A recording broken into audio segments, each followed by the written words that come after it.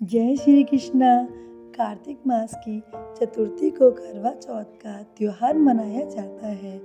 इस साल 1 नवंबर को करवा चौथ का व्रत रखा जाएगा। पति की दीर्घायु एवं अखंड सौभाग्य के लिए इस दिन भालचंद गणेश जी की अर्चना की जाती है। करवा चौथ में गणेश चतुर्थी के व्रत की तरह दिन भर उपवास रखकर रात में चंद्रमा को अर्घ देने के बाद ही भोजन या फलाहार का विधान है।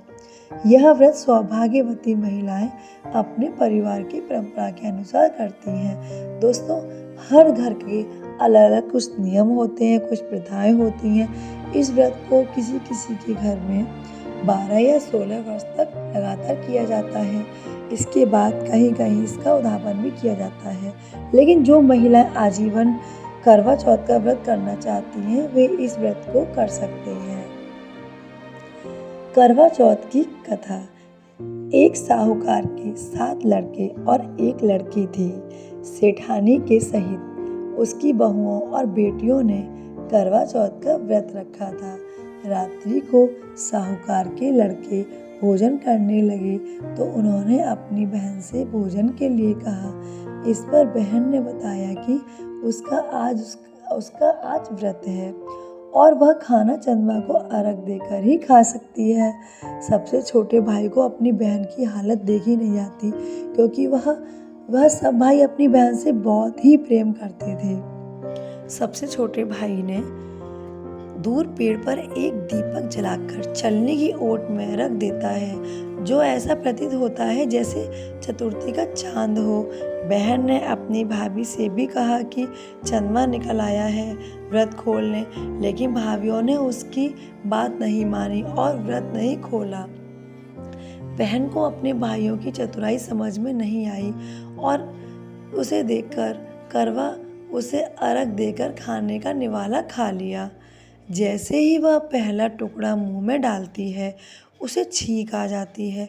दूसरा टुकड़ा डालते ही तो उसमें बाल निकल आता है और तीसरा टुकड़ा मुंह में डालते ही तभी उसके पति की मृत्यु का समाचार उसे मिलता है।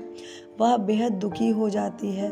उसकी भाभी सच्चाई बताती हैं कि उसके साथ ऐसा क्यों हुआ। व्रत गलत तरीके से टूटने के कारण देवता उससे नाराज हो गए हैं। इस पर करवा निश्चय करती है कि वह अपने पति का अंतिम संस्कार नहीं करेगी और अपने सतीत्व से उन्हें पुनर्जीवन दिलाकर रहेगी। शोकातुर होकर वह अपने पति के शव लेकर 1 वर्ष तक बैठी रही और उसके ऊपर उगने वाली घास को इकट्ठा करती रही। उसने पूरे साल चतुर्थी का व्रत किया और अगले साल कार्तिक कृष्ण चतुर्थी पर फिर से आने पर उसने पूरे विधि विधान से करवा चौथ का व्रत किया।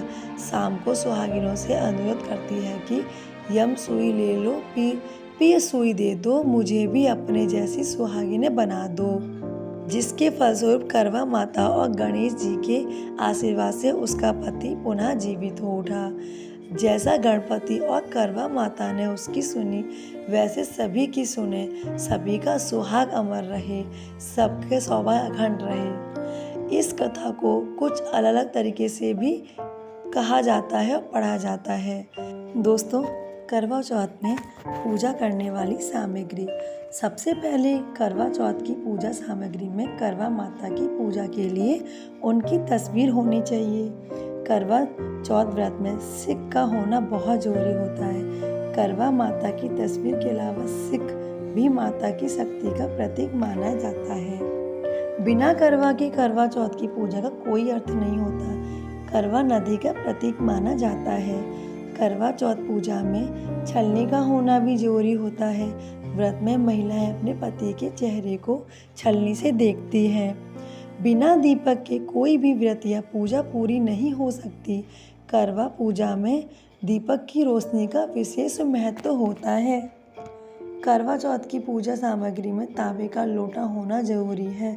इस लोटे से सबसे पहले महिलाएं चंद्रमा को अर्घ देती हैं, उसके बाद ही व्रत पूरा माना जाता है। पूजा की थाली में फल, फूल, सुहाग का सामान, जल, दीपक और मिठाई भी होनी चाहिए।